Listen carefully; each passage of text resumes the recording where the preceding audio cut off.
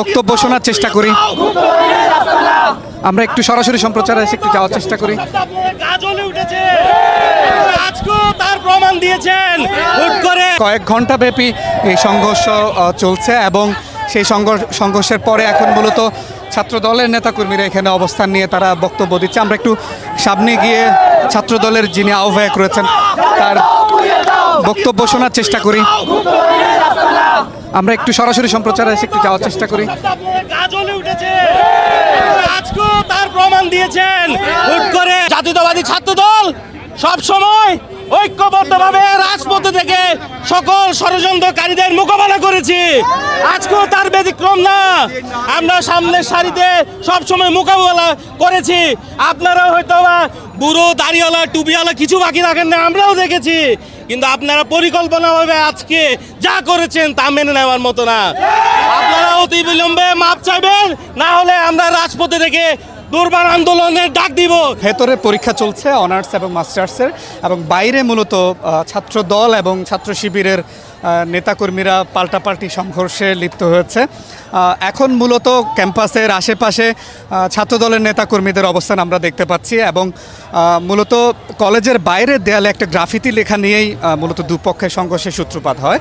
এবং এরপর থেকেই দুপক্ষের পাল্টাপাল্টি অভিযোগ আমরা শুনছি যে ছাত্র শিবির অভিযোগ করছে তাদের উপরে প্রথমে হামলা করা হয়েছে, তাদের বেশ কয়েকজন নেতাকর্মীকে আহত করা হয়েছে। অপরদিকে ছাত্র দল দাবি করছে তাদের উপরে এবং তাদের যে নেতাকর্মীরা রয়েছে, পাশাপাশি সাধারণ শিক্ষার্থীরা রয়েছে, তাদের উপরে ছাত্র শিবিরের নেতাকর্মীরা হামলা করেছে এমন অভিযোগ করছে। আপনি নিশ্চয়ই এখন দেখতে পাচ্ছেন যে ছাত্র দলের নেতাকর্মীরা তারা ক্যাম্পাসের কয়েক গজ দূরে এসে তারা অবস্থান নিয়েছে। পাশাপাশি এখন যেহেতু পরীক্ষা শেষ হয়েছে, পরীক্ষার্থীরা বের হচ্ছে এবং ছাত্র দলের নেতাকর্মীদের একটি অংশ চেষ্টা করছে যে পরীক্ষার্থীরা যাতে নিরাপদে বের হতে পারে সেটি চেষ্টা করা হচ্ছে। পাশাপাশি আইন শৃঙ্খলা রক্ষাকারী বাহিনীর সদস্যরাও এখানে রয়েছেন, তারাও আসলে চেষ্টা করছেন যে দুপক্ষকে যাতে Spanish digital print tiles, ATI tiles, এক টাইলসে জীবন পার স্থিমিত রাখা যায়, দুপক্ষকে সরিয়ে দেওয়া যায়, সেটি তারা চেষ্টা করছেন। এখন মূলত ক্যাম্পাসের আশেপাশে শুধুমাত্র ছাত্র দলের এবং তাদের যে নেতাকর্মীরা রয়েছে তাদেরকেই দেখা যাচ্ছে। মূলত ছাত্র শিবিরের নেতাকর্মীদেরকে এখন সেরকমটাই দেখা যাচ্ছে না, অর্থাৎ মুখোমুখি যে অবস্থান সেটি আসলে এখন নেই। তো পাল্টাপাল্টি অভিযোগ চলছে, পাল্টাপাল্টি ছাত্র শিবিরের নেতাকর্মীদের আহত হওয়ার খবর বা তারা যে তাদের পক্ষ থেকেও সেটি দাবি করা হচ্ছিল। এখন মূলত ছাত্র দলের পক্ষ থেকে দাবি করা হচ্ছে তাদের উপরে এবং সাধারণ শিক্ষার্থীদের উপরে হামলা করা হয়েছে। অর্থাৎ পাল্টাপাল্টি আমরা বক্তব্য পাচ্ছি, পাল্টাপাল্টি বক্তব্য দেখা যাচ্ছে। আপনি জানেন যে চট্টগ্রাম সরকারি সিটি কলেজ, এখানে প্রায় কয়েক হাজার শিক্ষার্থী রয়েছে।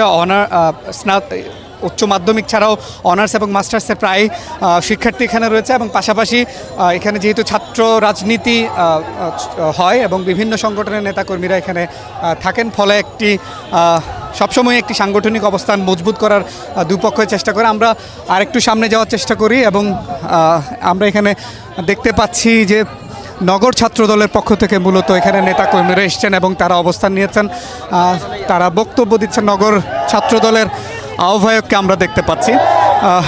প্রায়